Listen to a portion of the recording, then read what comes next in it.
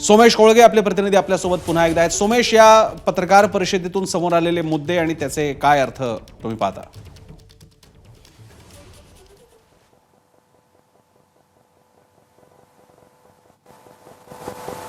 भारताने स्पष्टपणे कुठलाही आडपडदा न बाळगता थेट पाकिस्तानच्या या हल्ल्यामधील सहभाग आणि या हल्लेखोरांना असलेला पाठिंबा यावर थेट प्रहार केलेला आहे आणि जगासमोर पाकिस्तानवरती थेट आरोप केलेला आहे की तुम्ही या दहशतवाद्यांना आतापर्यंत पाठिंबा दिला, त्यांना संरक्षण दिलं, राजाश्रय दिला, त्यामुळे आता तुमची जबाबदारी आहे, तुम्ही निश्चित करा।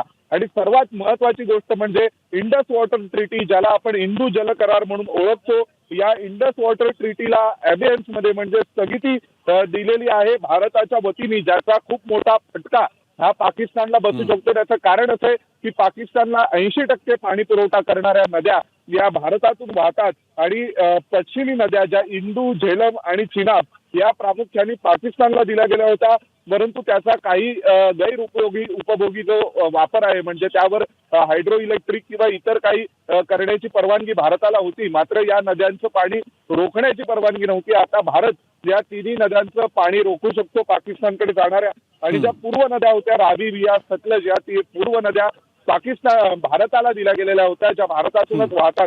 तर आतापर्यंत जर आपण लक्षात घ्यायचं असेल प्रसन्न, तर 1965च्या युद्धात, त्यानंतर 1999च्या कारगिल युद्धात सुद्धा इंडस वॉटर ट्रीटी करारावर कुठलाही परिणाम झाला नव्हता। आतापर्यंत हा करार कधीही भारताने स्थगित केला नव्हता। भारताने हा करार स्थगित केलेला आहे। सर्व पाकिस्तानी नागरिकांना 48 तासात भारत देश सोडून जायचे आहे। जे जे विजा आतापर्यंत पाकिस्तानी नागरिकांना मंजूर करण्यात आले होते ते सगळे विजा रद्द करण्यात आलेले आहेत। पाकिस्तानच्या कोणत्याही नागरिकाला आता विजा मंजूर केला जाणार नाही। वाघा अटारी बॉर्डरवर जी दररोज सेरेमनी होते, आपण अनेकदा ती सेरेमनी पाहिलेली आहे की हा दोन्ही देशातील मैत्रीचा एक प्रतिकात्मक देखावा असतो की जिथे एकमेकांच्या नागरिकांना एकमेकांच्या देशाच्या सीमा उघडल्या जातात, ती सीमा पूर्णपणे बंद केली जाणार आहे। त्यामुळे पाकिस्तानच्या बाबतीमध्ये पूर्णपणे जर आपण पाहिलं तर एक थेट भूमिका आणि जाहीर भूमिका ही केलेली आहे। तसंच पाकिस्तान डिफेन्स बेस जे आहेत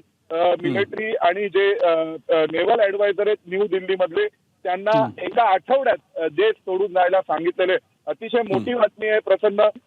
जे प्रत्येक देशाचे काही डिफेन्स अटॅची वेगवेगळ्या देशांमध्ये असतात, त्यानुसार पाकिस्तानचे जे भारतामध्ये असणारे डिफेन्स अटॅची आहेत, मिलिटरी, नेव्हल आणि एअर ऍडवायझर, यांना एका आठवड्यात देश सोडून जायला सांगितलेलं आहे। त्यामुळे आजच्या जर आपण पाहिलं तर परराष्ट्र मंत्रालयाच्या एकूण संपूर्ण या ब्रीफिंग मध्ये पाकिस्तानवर स्पष्टपणे या दहशतवादी हल्ल्याच्या जबाबदारी निश्चित केलेली आहे भारताने आणि जगासमोर जाहीर केलेले आहे की सोमेश, आता या निर्णयांमुळे भारतानं दाखवून ठेवलं की भारत पाकिस्तानच्या बाबतीत अधिकाधिक कठोर होत जाऊ शकतोय आणि हे प्राथमिक पहिल्यांदा हा रिस्पॉन्स दिलेला आहे, प्रतिसाद आहे। यानंतर कदाचित भारत आणखी कठोर निर्णय घेऊ शकेल। धन्यवाद सोमेश, तुम्ही दिलेल्या माहितीबद्दल। एबीपी माझा, उघडा डोळे बघा नीट।